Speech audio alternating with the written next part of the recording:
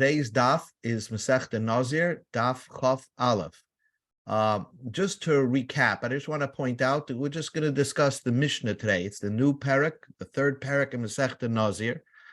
And the Mishnah, just the first case of the Mishnah, that's what the Gemara is discussing over here. Misha Omar, a man says, Hareini Nazir. So man number one says, I want to be a Nazir. V'shama Chaberei, and his friend heard, Va'amar, and he said, Va'ani, and I. Now, normally, if you say the word and I out of nowhere, no one knows what you're talking about. But because he said it so close to the first guy's statement, that's called Toich Kedei Dibur. As soon as the first guy said it, within three words, right, which is about the amount of 3 seconds, he said Va'ani, I, and I. So we understand that he also, man number two, wants to be a Nazir. And what happens if you have man number three says Va'ani, and I want to be a Nazir? So the Mishnah says, Kulam Nazirim, all these three people are Nazirim. Now, this is what the Mishnah says.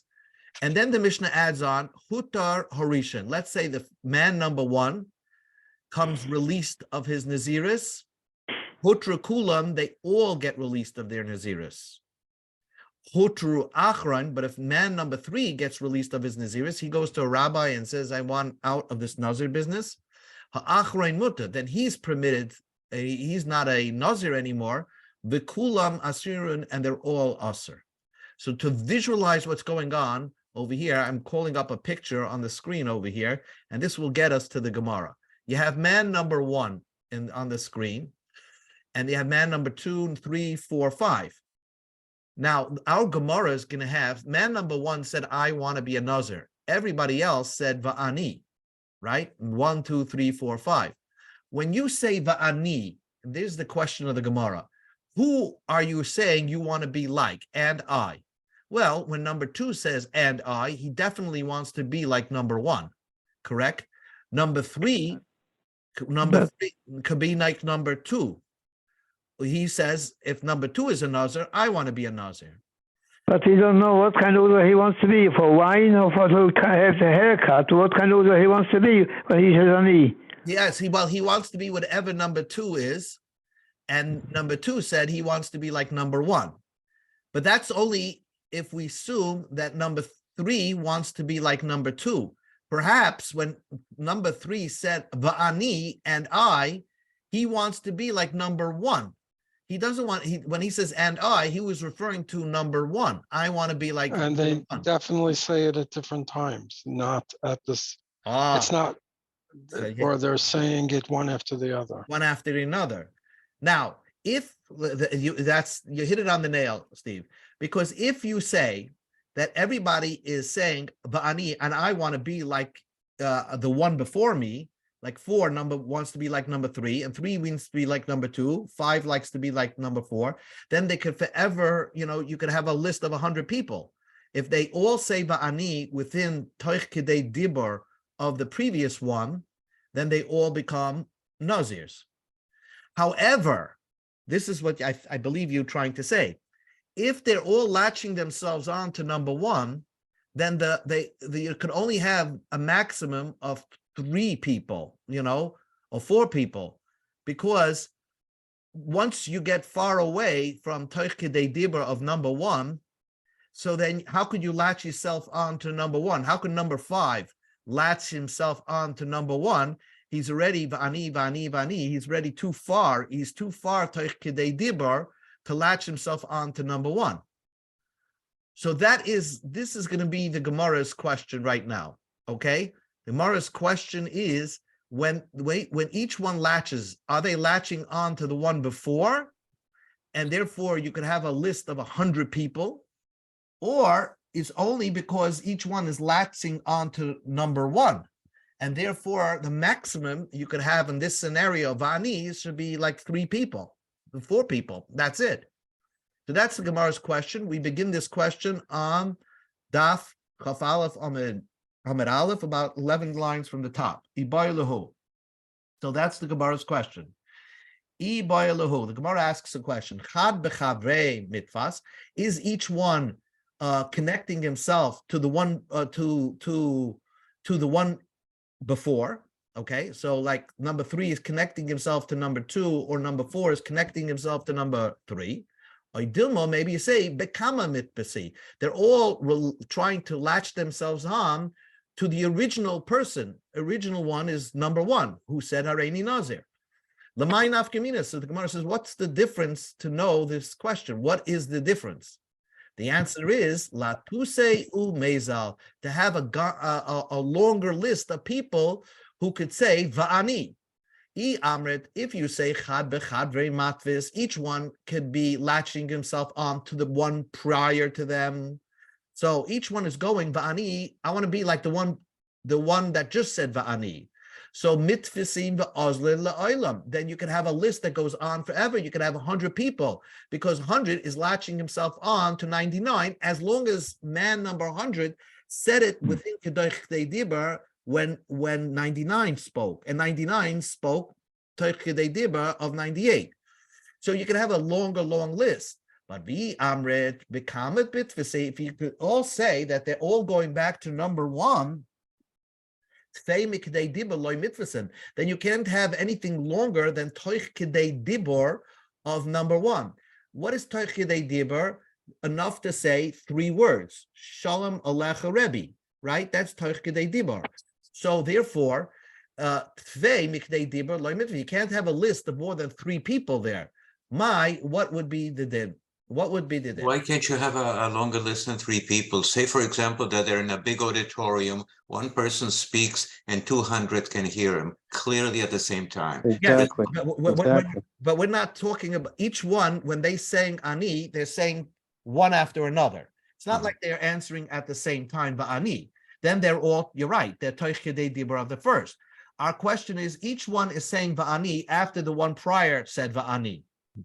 And therefore, when you get to number 5, he's already 4 words away from number 1.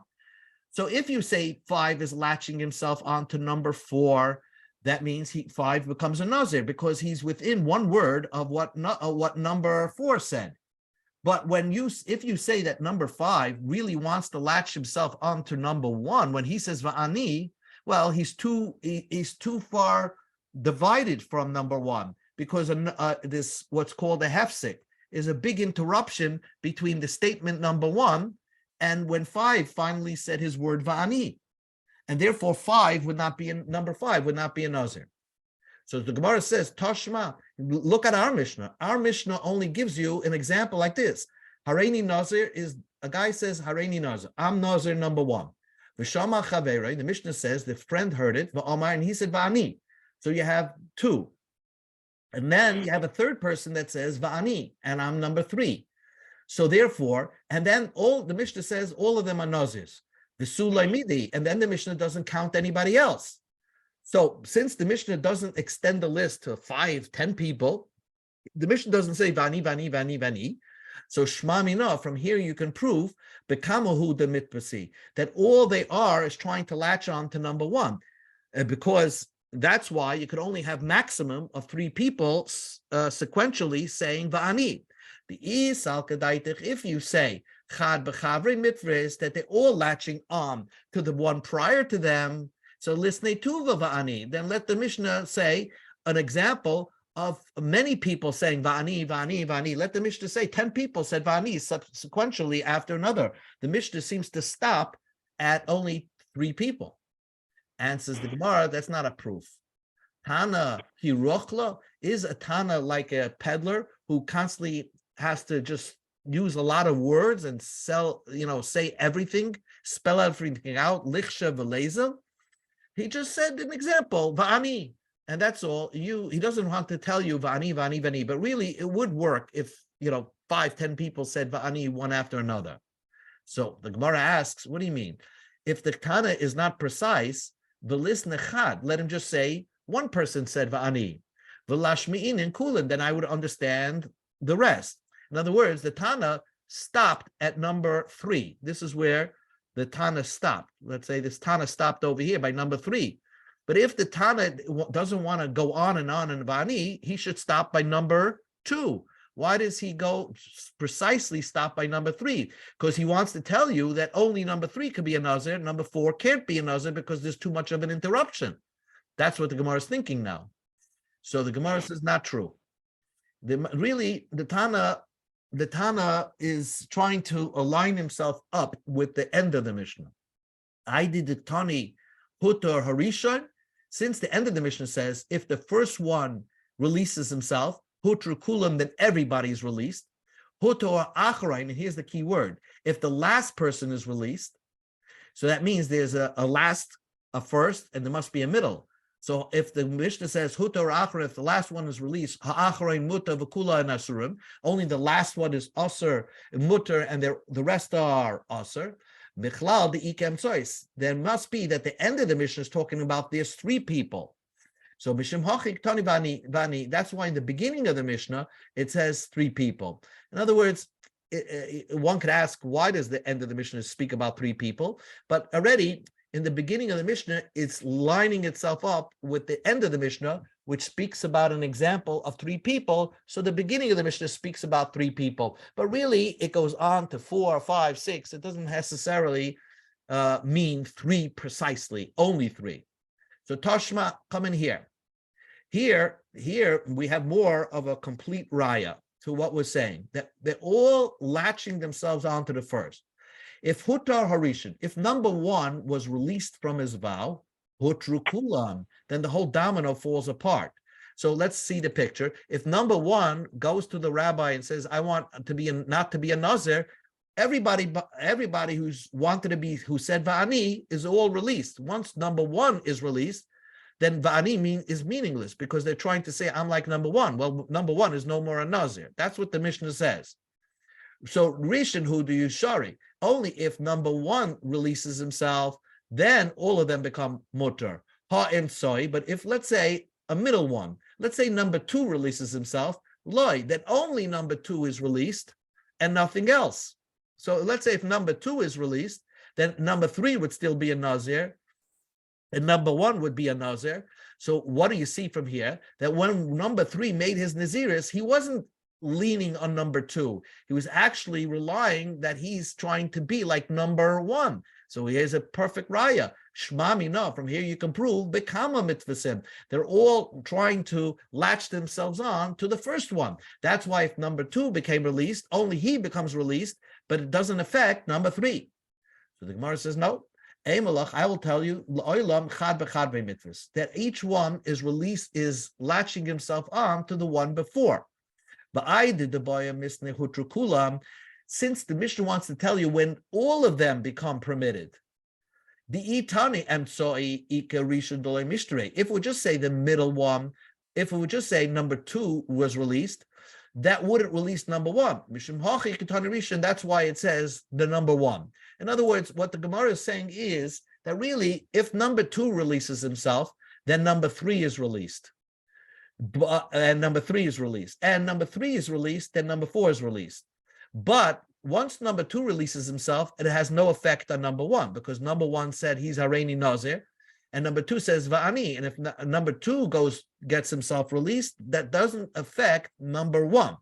But the Mishnah only wanted to say a case where is it possible that one of them gets released and the whole domino falls apart? That only happens if number 1 gets released. Why? Because if number 1 is released, number 2 is relying on number 1. So if 1 is released, 2 is not a Nazir. 3 is trying to rely on number 2, latch himself onto 2. Well, if 2 is not a Nazir, then 3 is not a Nazir. 4 is trying to latch himself onto number 3. If 3 is not a Nazir, then 4 is not a Nazir. So that's really what you have no proof either way. That's what the Gemara says. Tashma, the Gemara wants 2 more stabs, but then the Gemara is going to come precisely to the answer. Tashma, come in here. Hutor achrain, if the last person becomes mutter, let's say number 3 is the last person, achrain mutter, v'kulan asuran, then only the last one is released, and the rest remain asur. Because he has nobody after him. He's the last person. If he wants to release himself, fine, you're released. But the ones behind you are all still Nazirim. But if the middle one was released, the Ika Achrina Basrei, because he has people after him, So Mishtre, they would become mutter. Shma mina chad bechad bitvis. So we see that they're one latching on to the another. Because let's say we're saying if number 5 releases himself, then number 5 is released. The 4 and 3, 2, 1 are still Nazirim. So from this, we can derive the opposite. If let's say number 3 releases himself, then number 4 and 5 are not Nazirim. There, it affects other people. So we see that each one is relying on the one before him. So that's what the Gemara is trying to say. And says the Gemara, no proof there. I could only tell you that everybody's going back to number 1. What does it mean? The last guy was released. It doesn't mean the last person. It means the middle one, which is number 2. Since it uses the word Rishon is number 1, Tana Acharain to mean number 2, but it really is not, doesn't mean the word last. So it's no proof, because what the Mishnah is saying is if number 2 releases himself, then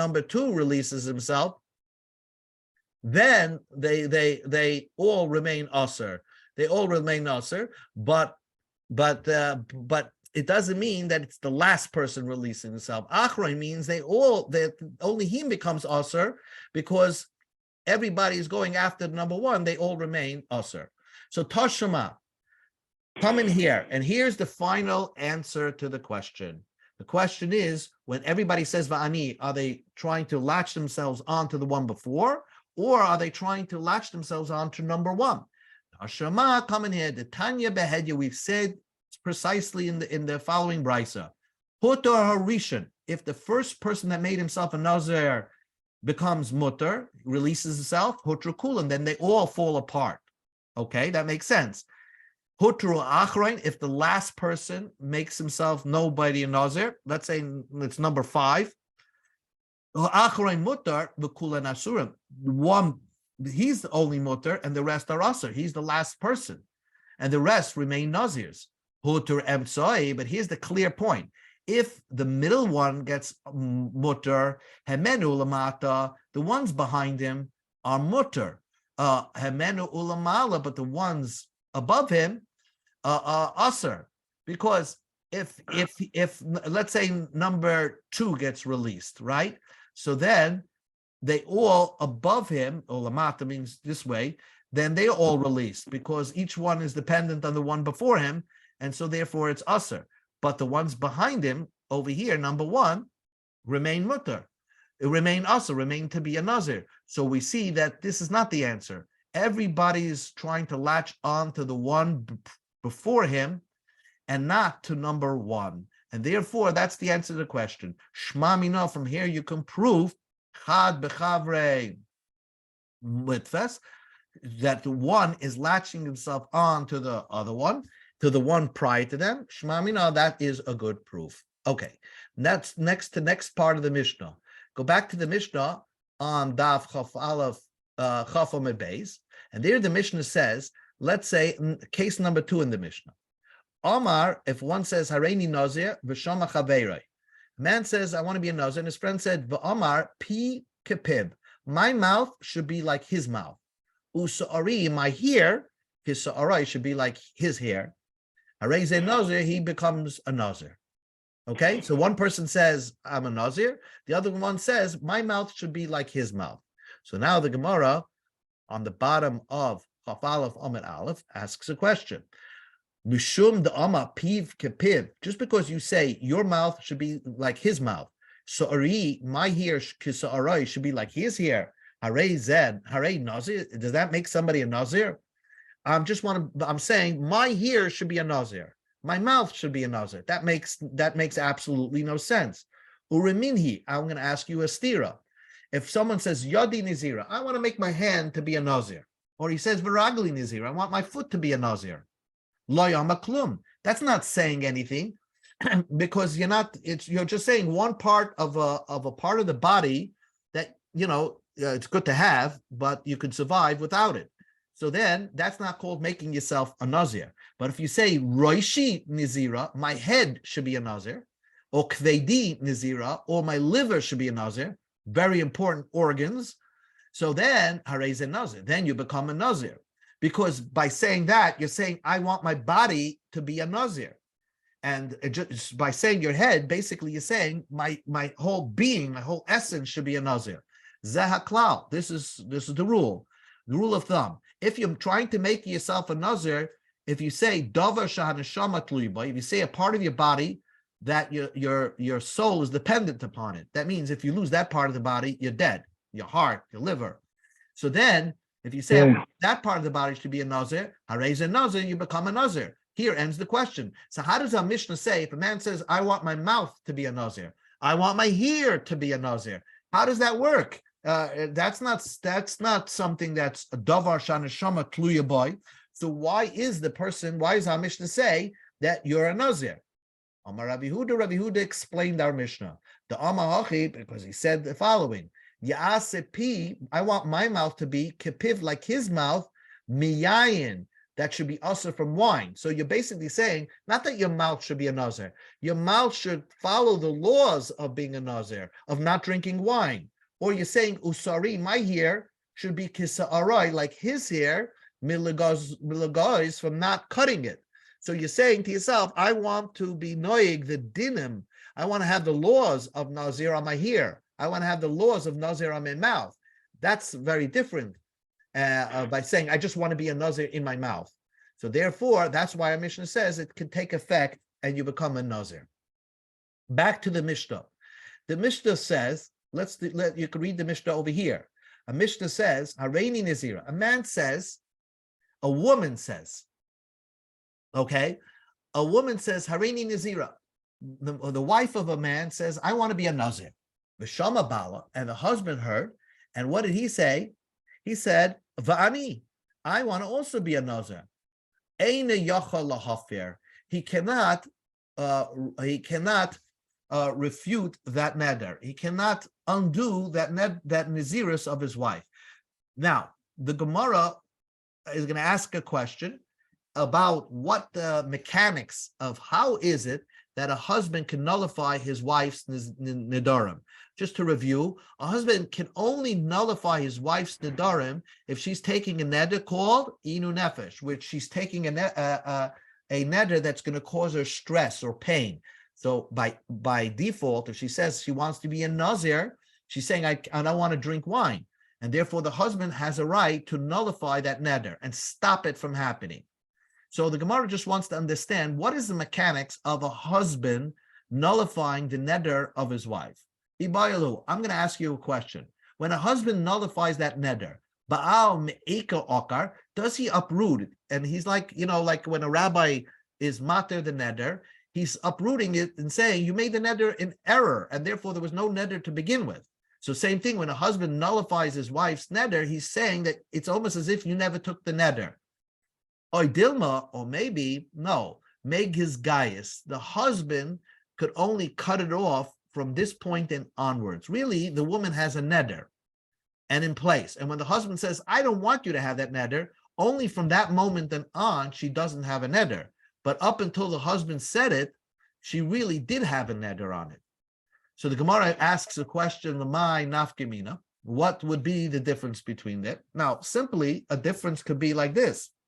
If a woman said, I want to be a nazir, and the husband didn't know anything about it, and then day number 15, she was matama herself. So now she has to bring a korban. But then the husband heard that she made it in naziris, and he said, I didn't want you to be a nazir. So if you learn that the husband uproots the neder from the beginning, that turns out she was never a nazir to begin with, then she does not have to bring a korban. But if the husband only nullifies it, cuts it from here, this point and onward, then she was a nazir from the very beginning up until the point that the husband nullified that neder, and she would be required to bring the korban. That is the simple nafkamina. The Gemara gives another nafkamina. A woman says, I want to be a nazir. V'shama chavarta, and her friend said, V'amra v'ani, and I want to be a nazir just like you. V'shama bala shal b'shayin, and the husband of the first woman heard about her that she became a nazir, the hefila, and he nullified that neder for her. Amrit, if you say ikar okar, that the husband uproots the neder, what happens to woman number two? Well, if the husband of number one was nullified his wife's neder, turns out woman number one was not a Nazir. So the second woman who said, Va'ani, I want to be like woman number one, she automatically, Hahinami Ishtarai, she also becomes permitted, because it turns out that woman number one was never a Nazir.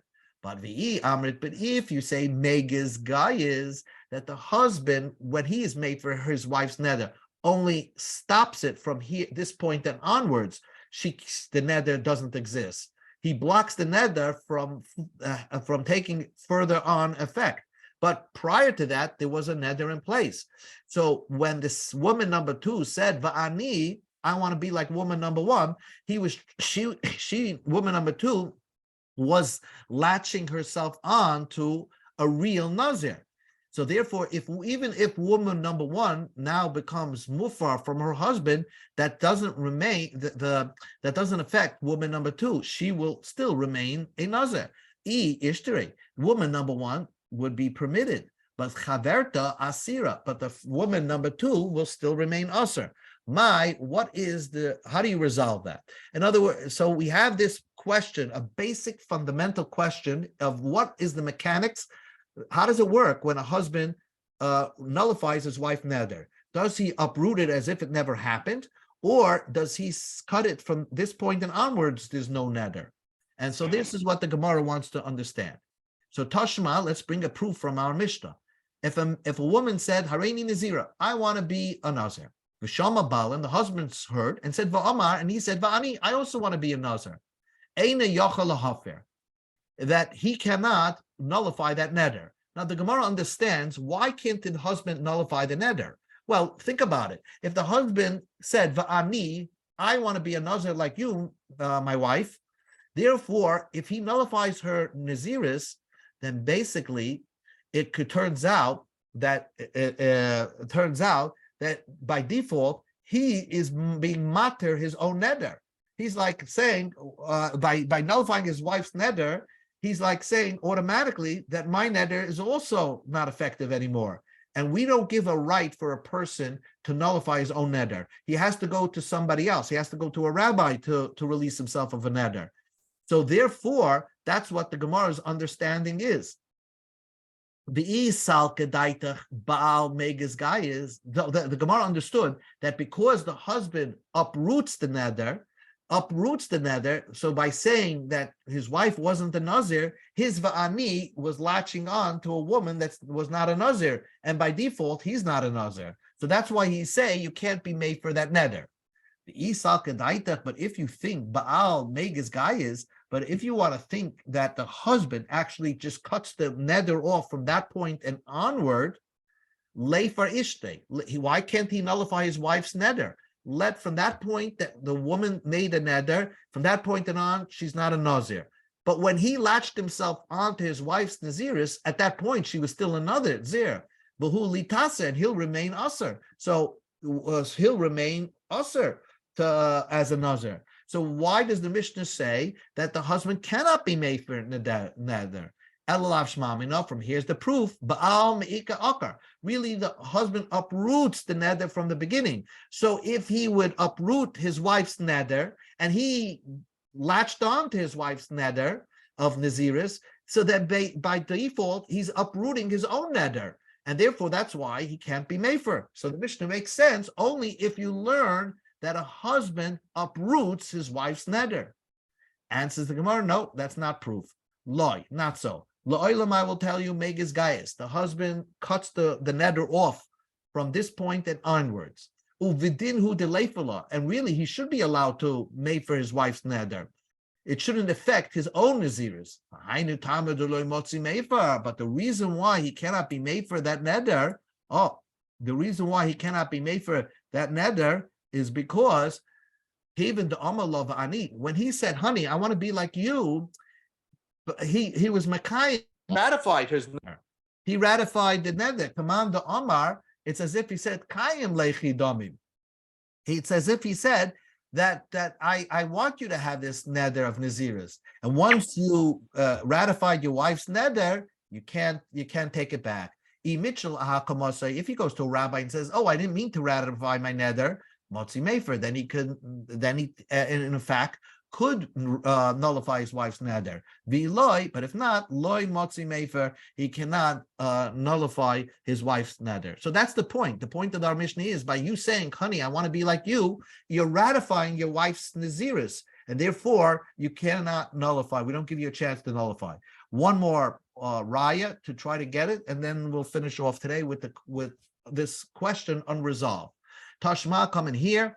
If a woman said, I want to be a Nazir, and then she finished her Naziris and she separated the animals, the carbonis, to celebrate her completion of Naziris. And then the party pooper came, her husband, he nullified her neder, her Naziris. If the animals that she separated, that these are going to be her animals for the carbon Nazir, belong to the husband, so then there's no kedusha in that animals. Paid save is tira ba'eder. Then she should go and have the animals send it back to the barn because there's no kedusha in the animals, because it turns out when your husband was made for the neder, the naziris, you weren't the nazir. So those animals have no holiness to it. If the animals belong to her, it's possible for a wife to have animals that the husband has no ownership of it. Let's say someone gifted her an animal on the condition that your husband should not have any ownership in it. So hachatas tamus. If the carbon chatas, that remains holy, you can't bring it onto the mizbeach because you're not a nazir. Your husband nullified it, so you just let it die by itself. Now the Gemara asks, if you hold that when a husband nullifies his wife's nether, he undoes the nether from the very beginning, and it turns out she wasn't the nazir, so why do we say that her carbon chatas has a kedusha to it, and because you can't bring it onto the mizbeach, you let it die by itself? Why not? It should go l'chulin. It should not have any kedusha to it because her husband nullified the neder, and therefore she wasn't the nazir to begin with. So the animal was not a holy animal. Elulav shmamina. From here's the proof. Baal megas gayas. The husband stops the neder from this point and onwards. So when she actually was makdish this animal, it was holy animal. At a later junction, the husband said, "You're no more nazir," but that only takes it that from that point and onwards. But the animal that she set aside remains holy, and that's why it makes sense that chata should remain to die by itself because it was kedusha there. Answers the Gemara, the final answer. I will tell you, Baal mi'ika akar. A husband uproots the neder totally. So then why does the chatas remain holy? Because really, the chatas has some holiness because you're supposed to bring a chatas, even if it turns out that you weren't a nazir to begin with. Because at some point, you were asering on yourself wine. And therefore, that's an avera. Hashem says you're allowed to have wine, and if you aser and you prohibit wine on yourself, you're called a chayte, and therefore came in the loitzricha kapara. Now that it turns out that she doesn't need atonement because she wasn't the nazir to begin with, have kachata shemesa ba'aleh. It's like a carbon chatas. Let's say a guy was mechala Shabbos, set aside a carbon chatas, and then died. So already by dying, he already had his kapara, and so the animal. Ugemiri, we have a halacha l'meisha mesine, the chatas shemesa balal. A man set aside a chatas for an avera that he did, and then he died. So then Thomas, then you let the animal die by itself. So therefore, really, it wasn't such a problem that she set aside this animal as a carbon chatas because she was required to bring a carbon chatas, even if she turned out not to be a nazir, because she made herself prohibited on wine. And therefore, now that she cannot bring this carbon because her husband said you're no more a nazir and you were never a nazir to begin with, we let the animal just sit and die by itself. So again, we'll leave this for tomorrow. This unresolved question: what is the mechanics of when a husband nullifies his wife's neder? Is he uprooting the neder as if it never happened, or is he cutting it off from this point on and onward? Okay. Sure.